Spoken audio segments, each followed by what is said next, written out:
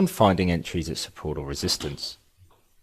In this lesson, you're going to learn how you can use support and resistance levels to enter into trades by buying at support and selling at resistance.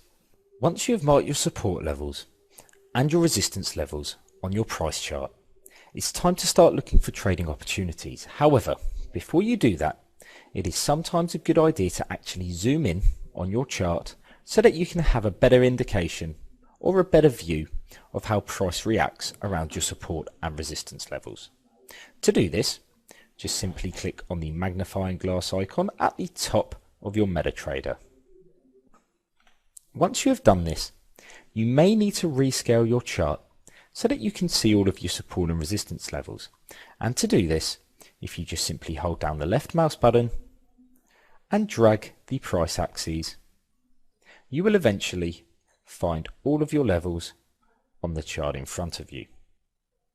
Once you've done this, it's now a case of waiting to try to enter into a long position should a support level be tested, or enter into a short position should a resistance level be tested. So, in this example, we can see that we move lower.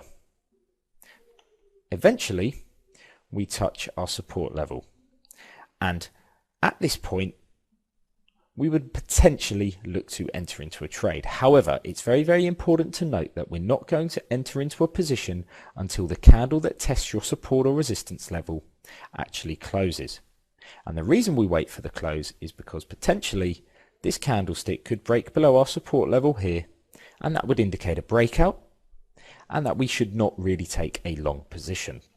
So, once this candle closes, you would have looked to enter a long position on the open of the very next candle, and we'll simulate this with lines. For your long entry, you would look to enter on the open, so we'll place that around the close of this candle, because generally this candle should close and the next one should open around the same price. We'll then move to our stop loss, and for your stop loss you're looking to place it a discretionary amount below your support level. Now, we can see quite clearly in this example here that we have tested below the low of our support and rejected, so it's very important that you make sure that your stop loss goes below the swing low or the low of your support zone. So we'll pop ours there, and now we're going to look for a profit target. So to do this, we're going to take another line, and generally when you're trading with the support and resistance strategy, it's a good idea to look for support or resistance levels for your profit target. Because obviously we're buying at a support level, it's quite a good idea to use the very next resistance level along and then place your profit target a discretionary amount below that resistance level. This will ensure that if price moves up and actually rejects at this level, there's a good chance that because we're below it, we should get filled and be able to take a profit. Now, once you've placed your levels, it is a case of waiting to see how price develops. We have our long entry, and hopefully price is going to rebound and touch our profit target. And actually, with this example, what would have happened is price would have gone up slightly before we actually have our stop loss triggered and we have a losing trade. Now, unfortunately, we have actually had a losing trade as prices moved lower and closed below our support level and actually triggered our stop loss.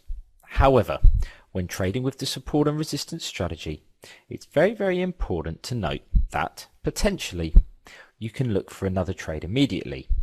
And in this example, we can see that although this support level here has broken, our key support at the bottom of the chart has actually remained intact. We can see that price moves down and actually bounces and closes above that support area. So this means we can potentially look to enter into another trade, and what you would have done is enter a long position on the open of the very next candle, and so we will simulate that with a line around the close.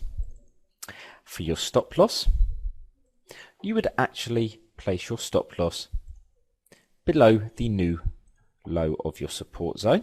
So in this case, we can see that on this candle we actually break lower and we have a new low on this support level. So our stop loss goes a discretionary amount below the low, and then what we would do is we would look to place our profit target at the next resistance. Now we can quite clearly see that we have our support level that could now become a resistance level as prices move through, and on a retest sellers might look to enter around this level. So what we're going to do is we're going to use a little bit of discretion. Okay, because this potential resistance area is so close to our entry, we're going to use the high of our support and resistance range, because this is sort of the area we'd be looking for price to move to. But we're going to use a little bit of discretion, and we're going to actually see how price reacts around this level. And if it begins to struggle, potentially you could look to move your profit target down. Let's see how this trade would have worked out. As price moves along, we can see immediately we begin to move higher. Now we would have looked to enter into a long position around this area here on the open of this big blue candle, and then we can see that price moves higher and we actually get a bit of a rejection. Now it's worth paying attention to the fact that when you place your profit target, quite often a level will be rejected before it's actually touched. So in this example we can see that price moves higher and we don't actually quite touch the high of our resistance zone, but we actually touch an area around it. Now that is the reason why our profit target should always be placed below a resistance or above a support. It ensures that hopefully if price does move up, you'll get filled before any potential rejection. So as we continue, we can see that price remained static before we began to move higher, and eventually our profit target was touched. In this lesson, we have learnt how you can use support and resistance to trade while price is in a range.